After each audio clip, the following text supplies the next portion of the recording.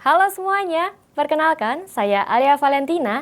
Hari ini saya bersama Sobat Unisba yang tentunya akan menghadirkan cerita-cerita menarik, informatif, dan menginspirasi di mana lagi kalau bukan di podcast Unisba. Dan narasumber kita kali ini adalah dua mahasiswa dari Fakultas Pertanian dan Peternakan yang berhasil membuat bibit anggrek menjadi buket dan souvenir dalam botol. Oke, mau tahu kelanjutannya? Kita langsung aja ke dua narasumber kita yang sudah hadir di studio podcast kita kali ini. Bisa perkenalan dulu mulai dari Kak Inggar. Hai semuanya, perkenalkan saya Inggar dari Prodi Agroteknologi dan teman Saya Dwi Ahmad Fajar dari Prodi Agribisnis.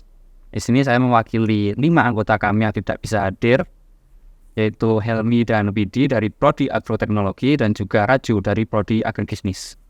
Nah ini jadi dua jurusan itu collab ya, agro sama agri. Tapi kok bisa sih punya inovasi dari bibit anggrek itu dijadikan sebagai buket anggrek botol? Gimana ceritanya? Ya itu kan teman kami yang bernama Vidi, itu kan juga masuk tim kami kan. Dia itu mempunyai usaha anggrek botol, anggrek dalam botol gitu loh. Itu satu botolnya itu terdapat 25 bibit anggrek. 25, banyak. Lalu terus dengan adanya P2MW ini kami kayak gimana kalau kita mengangkat usahanya Vidi gitu. Kayak kita berdiskusi dulu, Vidi mau apa enggak, kayak negosiasi dulu. Habis itu Vidi kan mau kan, akhirnya jadi kelompok kami. Terus kita konsultasi lah sama pembimbing kami yaitu Pak Lubor. Di situ kayak kita bingung mau cari topiknya apa gitu yang menarik. Terus di situ kayak kita langsung gimana ya kalau di waktu yang itu kan lagi ngehitnya buket sama souvenir gitu waktu wisuda tahun gitu. Mana kalau kita buat buket sama souvenir gitu. Wah. Kami juga ingin berinovasi jika buket dan souvenir itu tidak hanya dibuat dari bahan sintetis saja. Kami ingin membuat sebuah produk buket dan souvenir yang bisa dibuat dari bahan organik terutama dan juga bisa dikembangkan lagi pada pelanggan-pelanggan kami. Ya benar juga sih, kadang menjumpai itu kebanyakan ciki atau jajanan gitu, terus uang, bahkan ada sampai rokok. Tapi sekarang ada juga yang pakai anggrek. Oh my god, ini benar-benar luar biasa sih.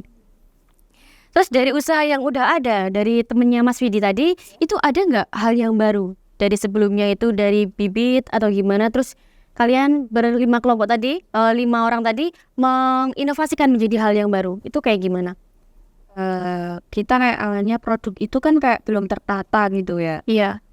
Usahanya Vidi belum kayak ada manajemennya kayak belum ada, terus NIB-nya belum ada. Lalu kayak pemasarannya itu juga masih melalui WhatsApp gitu.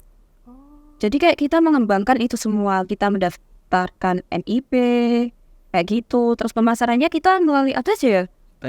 Juga ada di media sosial Instagram, kita juga mengikuti seperti bazar-bazar di kampus, di sekitar Kota Blitar ini untuk pemasaran. Oh gitu. Jadi yang sebelumnya cuma di WhatsApp terus jadi IG, terus akhirnya mengikuti di stand-stand yang ada di Kota Blitar juga diikuti gitu ya. Kalau dengan adanya program pendanaan P2MW ini, ada nggak nilai tambahnya dari produk? Tambahnya pasti ada dong. Kayak kita itu kayak apa ya, sebelumnya medianya itu hanya biasa yang putih gitu. Kita itu kayak berinovasi lagi, medianya diberi warna hijau, kuning, biar nggak monoton gitu ya. Terus kayak dikasih pita, ada boneka juga, dikasih kayak boxnya itu kita buat semenarik mungkin. Jadi nggak hanya dibuat untuk souvenir tapi hand gift. Seumpama kita ada temen yang ulang tahun tuh juga bisa banget ya. Bisa. Oh my god, keren juga sih. Terus kayak dengan adanya pendanaan ini kita itu kayak lebih gimana ya, dengan mengembangkan semuanya gitu loh, dari anggrek yang hanya botolan gitu. Dan ternyata setelah mengikuti P2MW ini katanya juga lanjut ke KMI. Oh my god, gimana ceritanya bisa lanjut dan lolos ke babak yang lebih tinggi? Kan perlu effort, perlu persiapan yang lebih matang. Itu gimana dari Mas Ahmad sendiri?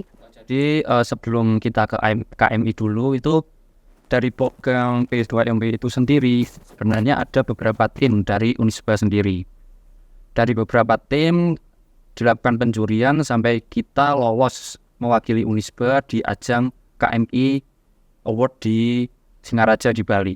Kemudian nih, apa yang didapat saat mengikuti KMI? Kayak contohnya sebelumnya kan P2MW itu kan mengembangkan lewat apa ya, ikut di stand-stand. Terus kalau di KMI itu di sana ada penilaian, penjurian atau lomba bahkan mungkin? Jadi di KMI itu kita ada penjurian.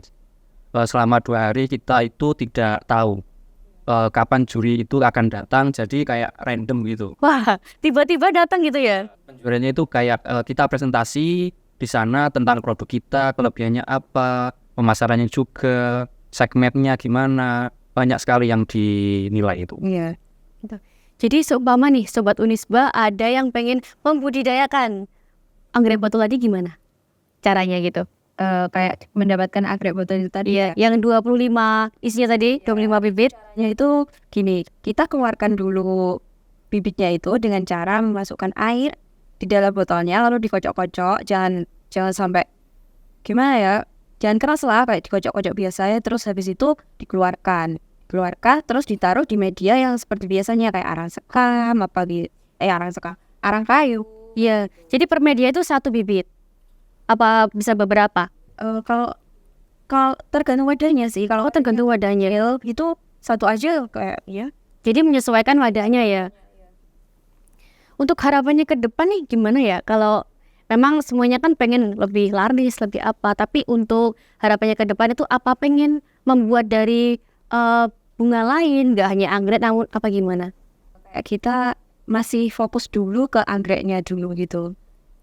Gimana karena apa ya, anggreknya ini masih kayak belum belum berkembang dia kayak belum terkembang gitu. Jadi lebih fokus ke anggrek botol dulu, habis itu insya Allah kalau udah gede nih, jadi lebih cari inovasi lagi untuk mengembangkan dengan bunga lain. Tapi ya tambahan lagi ya, Iya. Sebenarnya anggrek botol kami itu bibitnya itu bukan hanya dari anggrek bulan yang bunganya seperti itu aja, kayak warnanya itu kayak yang menarik, berbeda lah sama yang lain. Terus kayak warnanya, bentuknya juga kayak berbeda dari yang lain. Untuk kedepannya nih, apa ada keinginan untuk merekrut anggota? Siapa tahu Sobat Unisba ya yang mau join, ikut ke kelompoknya Kak Inggar sama Kak Ahmad ini gimana? Boleh nggak kira-kira?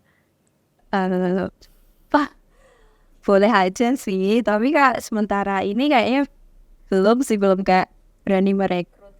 Karena fokus dulu mengembangkan tadi ya. Mungkin dari Mas Ahmad ada tambahan lagi?